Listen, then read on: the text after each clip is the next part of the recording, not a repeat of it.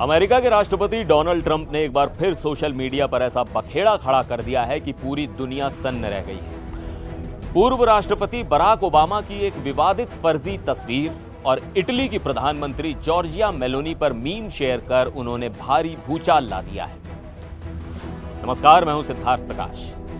Donald Trump ने रविवार को अपने ट्रूथ सोशल प्लेटफॉर्म पर बराक और मिशेल ओबामा की एक फर्जी तस्वीर शेयर की।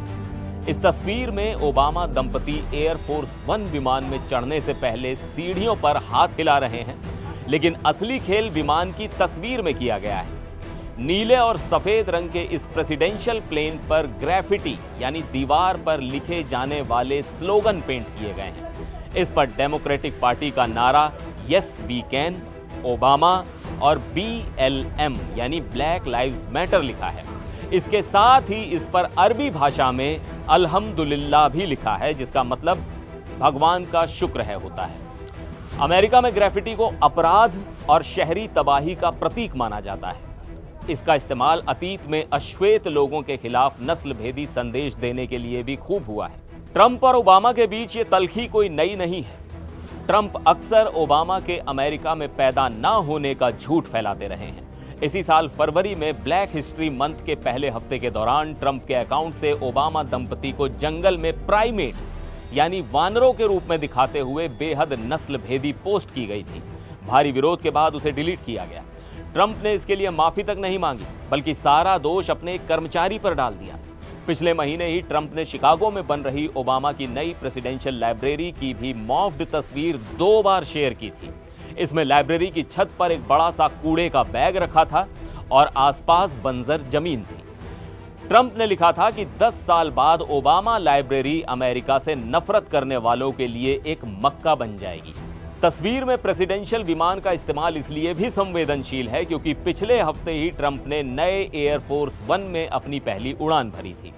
ये कतर द्वारा गिफ्ट किया गया $400 मिलियन का रेट्रोफिटेड बोइंग 747-800 विमान है। ट्रंप ने विमान का ट्रेडमार्क हल्का नीला रंग, जो उसे आसमान में छिपने में मदद करता था, उसे हटाकर नेवी ब्लू निचला हिस्सा और लाल सुनहरी धारियां करवा दी हैं। शनिवार को स्वतंत्रता दिवस की 250वीं वर्षगांठ पर वॉशिंगटन में भाषण देने के बाद रविवार को ट्रंप ने वर्जीनिया के गोल्फ क्लब में समय बिताया और वहीं से ये पोस्ट दागे। ट्रंप का ये नया बखेड़ा यहीं खत्म नहीं हुआ। इसी दिन ट्रंप ने इटली की प्रधानमंत्री जॉर्जिया मेलोनी की एक पुरानी तस्वीर भी शेयर की। तस्वीर में मेलोनी ट्रंप की तरफ देखती हुई दिखाई देती हैं और ऊपर लिखा होता है रिस्ट्रेनिंग ऑर्डर नीडेड, यानी उनसे दूरी बनाए रखने के लिए कानूनी आदेश की जरूरत है। याद कीजिए, हाल ही में ट्रंप ने दावा किया था कि G7 सम्मेलन के दौरान मेलोनी बार बार उनके साथ तस्वीर खिंचवाने की कोशिश कर रही थी। मेलोनी ने इस दावे को पूरी तरह झूठा बताया था। इटली के विदेश मंत्री ने तो इसके बाद वॉशिंगटन का प्रस्तावित दौरा भी रद्द कर दिया था। अब उसी विवाद के बीच ये नया मीम सामने आया है।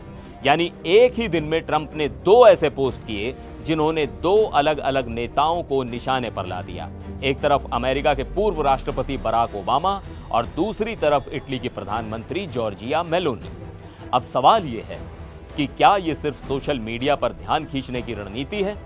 क्या ट्रंप अपने समर्थकों के लिए राजनीतिक संदेश भेज रहे हैं, या फिर ऐसे पोस्ट अमेरिका और उसके सहयोगी देशों के साथ रिश्तों में नई असहजता पैदा कर सकते हैं?